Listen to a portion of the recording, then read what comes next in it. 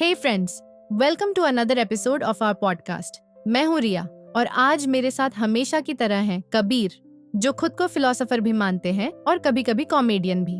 Exactly और सच बताऊं, आज का टॉपिक इतना डीप है कि मुझे समझ ही नहीं आ रहा कि मैं फिलोसोफर मोड में जाऊं या फन मोड में। लेकिन एक बात पक्की है, आज की किताब ने मेरी सोच डेफिनेटली बदल दी रिया।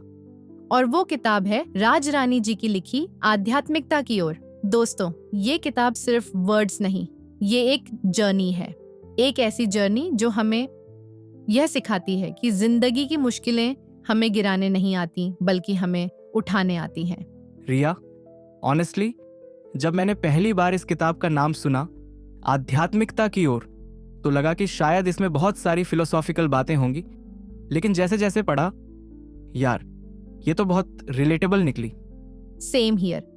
ये किताब किसी बोरिंग लेक्चर की तरह स्पिरिचुअलिटी एक्सप्लेन नहीं करती, बल्कि छोटे छोटे इंसिडेंट्स, रियल स्ट्रगल्स और पर्सनल एक्सपीरियंसेस के थ्रू हमें बहुत गहरी बातें सिखाती। और सबसे इम्प्रेसिव बात यह है कि लेखिका ने अपने स्ट्रगल्स छुपाए नहीं। बचपन की फाइनेंशियल प्रॉब्लम्स हों, मैरिज के बाद की रिस्पॉन्सिबिलिटीज हों या सोसाइटी की जजमेंट्स, उन्होंने सब कुछ खुलकर लिखा। और यही ऑनेस्टी इस किताब को इतना ऑथेंटिक बनाती है। ट्रू। और इसमें एक लाइन है, सुख और दुख दोनों जीवन की गाड़ी के पहिए हैं। सिंपल लगती है, लेकिन जब इसे प्रैक्टिकली सोचो तो रियलाइज होता है कि अगर दुख ना हो तो ग्रोथ पॉसिबल ही नहीं है। बिल्कुल, और मुझे ये लाइन बहुत टच कर गई। दुख हमें ईश्वर के करीब ले जाते हैं। सोचो, हम दुख से बचने की कोशिश करते हैं, लेकिन वही दुख हमें अपनी इनर स्ट्रेंथ डिस्कवर करने पर मजबूर करते हैं। दोस्तों, आप नोटिस करो, कितनी बार लाइफ में हम किसी छोटी सी प्रॉब्लम को लेकर कंप्लेन करते हैं, लेकिन बाद में रियलाइज होता है कि वही प्रॉब्लम ने हमें और स्ट्रॉन्गर बना दिया। यही इस किताब का सोल है। और मजेदार बात यह है कि इसे किसी भी पेज से उठाओ, हर बार कोई ऐसा थॉट मिलेगा जो आपको पॉज करके सोचने पर मजबूर कर देगा। एग्जैक्टली। दोस्तों, किताब पढ़ते पढ़ते ऐसा लगता है जैसे कोई दोस्त आपको अपने दिल की बातें बता रहा है। और ऑनेस्टली ये किताब सिर्फ पढ़ने के लिए नहीं है, ये जीने के लिए है। क्योंकि ये आपको बताती है कि प्रॉब्लम्स से भागना सॉल्यूशन नहीं है, बल्कि प्रॉब्लम्स को एक्सेप्ट करके उनमें मीनिंग ढूंढना ही असली स्पिरिचुअलिटी है। कबीर, अगर तुम्हें एक बिगेस्ट टेक अवे चुनना हो इस किताब से, तो वो क्या होगा? टफ है, लेकिन शायद ये हर कठिनाई हमें गिराने नहीं, बल्कि हमें बनाने आती है। यही लाइन मेरे साथ सबसे ज्यादा गूंजती रही।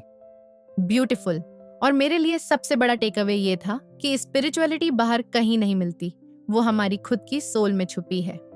तो दोस्तों, अगर आपको भी लगता है कि लाइफ के चैलेंजेस सिर्फ पेन लेकर आते हैं, तो इस किताब को जरूर पढ़ना, क्योंकि आध्यात्मिकता की ओर आपको दिखाएगी कि हर पेन के पीछे एक हिडन पर्पस है।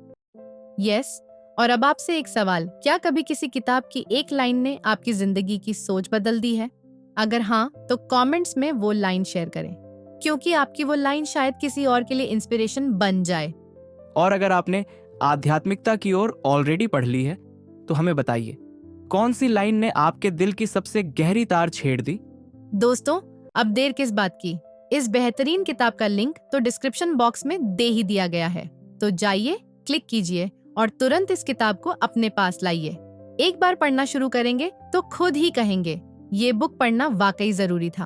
अभी बाय करें और इस अनोखे सफर का हिस्सा बने। तब तक याद रखिए, जिंदगी जब भी आपको गिराए, मुस्कुराइए और उठिए, क्योंकि वही गिरना आपके उठने की पहली सीढ़ी है। तो मिलते हैं अगली बार एक और किताब और एक नई जर्नी के साथ। और हाँ, ऐसे ही मजेदार पॉडकास्ट के लिए चैनल को सब्सक्राइब करना बिल्कुल मत भूलना। Take care and keep growing spiritually.